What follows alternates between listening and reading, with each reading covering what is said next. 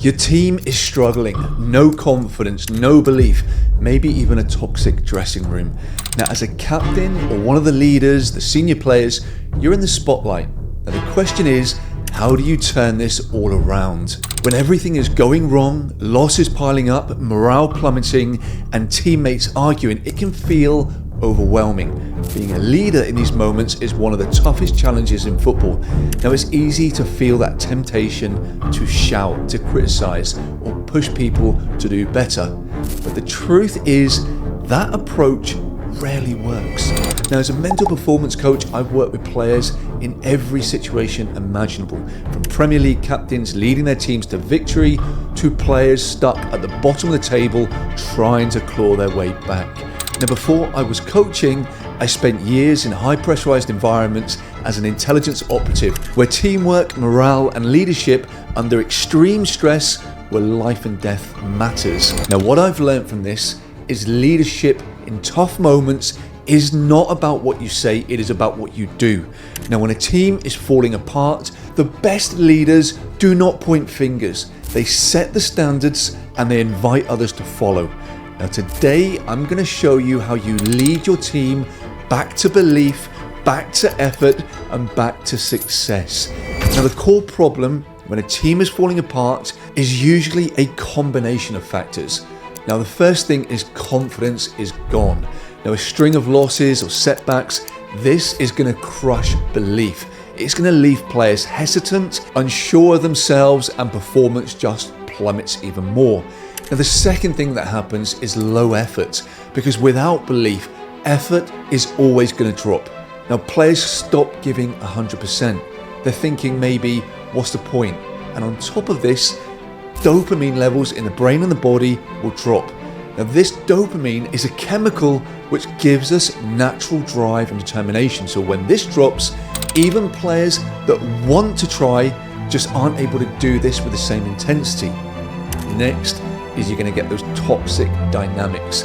Now, losing environments, these are always going to breed frustration, but they can also breed blame and division within the team. Now, as a captain or a leader, it is natural to want to fix this immediately. Now, you might feel the urge to shout, call players out, or if you're a great speaker, deliver a passionate speech. But here's the issue. Most people do not respond well to criticism, especially when they're already feeling down. Shouting can demean individuals. It can rip away their confidence even more, and all of this leads to a further reduction in the natural chemicals that make us want to work harder. So not only does this have the opposite impact and make players even less able to work hard, it can make players even more defensive and disengaged. So, having said this, what is the solution? The answer? It all starts with you.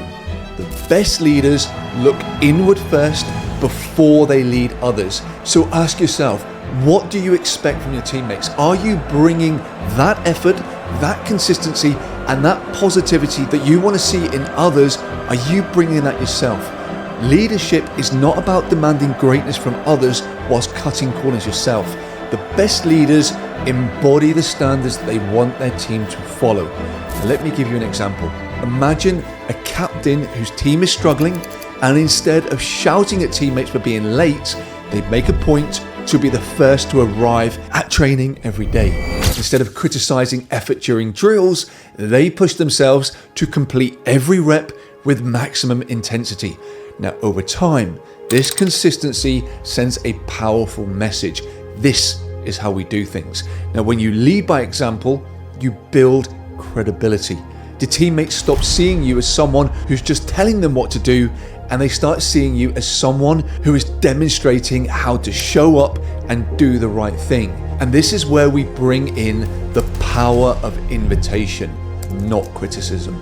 Once you've set this standard yourself, the next step is to bring others along. But here's the key. It's not about demanding compliance. It is about inviting teammates to join you on this journey. Why? Because people are far more likely to change their behavior when they feel inspired and not criticized. And here we start small. Focus on one or two teammates who you believe are open to change. Have a quiet one-to-one conversation. Instead of saying, "You're not doing enough," try saying something like, "I know how much potential you have, and I think we can raise the standard together. Let's set the tone in training tomorrow." Now, when you frame leadership as an invitation, you create buy-in. You're not trying to force anyone to change.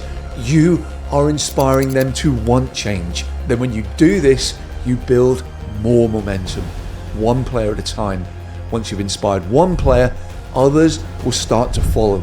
Suddenly, it's not you setting the example, it's you and one teammate, then two, then three. This is how culture shifts. The players who weren't putting the effort in or were dragging the team down become the exception and not the norm. It's no longer acceptable to show up late or give half-hearted effort or bring negativity into the dressing room because the team's new culture does not allow it. This ripple effect will create momentum, and this will lead to belief, and belief, as you know, is the foundation of effort, confidence, and success. Now, here are some practical steps that you can start doing to leading a struggling team. Number one is lead by example. So you show up early to training and you be prepared. You push yourself in every drill when you're tired, and you maintain a positive, focused attitude no matter how bad things get.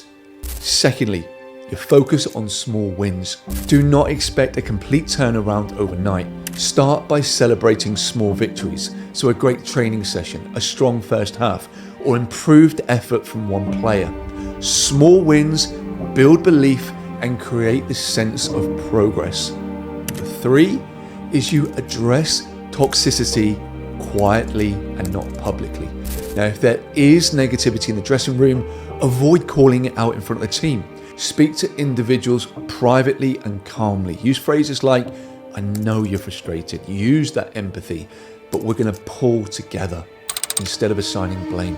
And then next is you're going to rebuild confidence through consistency. So focus on getting the basics right. Simple passes, an organized defense, structured training. Remind the team we do not need to be perfect. We need to be better than we were yesterday. And then finally, as we said, we invite, we don't criticize. Inspire your teammates by showing them what is possible, not by pointing out what they're doing wrong. Use encouragement and collaboration to bring that team together. Now, in my own life, during my time as an intelligence operative, I helped to bring down some of the biggest criminal organizations that were operating in the UK. I saw firsthand how leadership could make or break an operation. And in high stress situations, shouting or criticism never helps. It only increases tension and fear. The best leaders were the ones that stayed calm. You need to set the standard. You need to inspire others to follow. What happened in my highly pressurized world applies in the same way in football. When a team is falling apart, it is not about controlling others. It is about controlling yourself. And then by maintaining high standards and leading with consistency, you create an environment where others feel motivated to step up. So let me ask you, what kind of leader are you going to be when your team is struggling? Are you going to shout or criticize, or are you going to lead by example? Now, please share this with the captain of your team and other senior players and influencers on your team, sharing with the players that you want at your side as you move forward. And do make sure that you subscribe so you never miss another high performance video.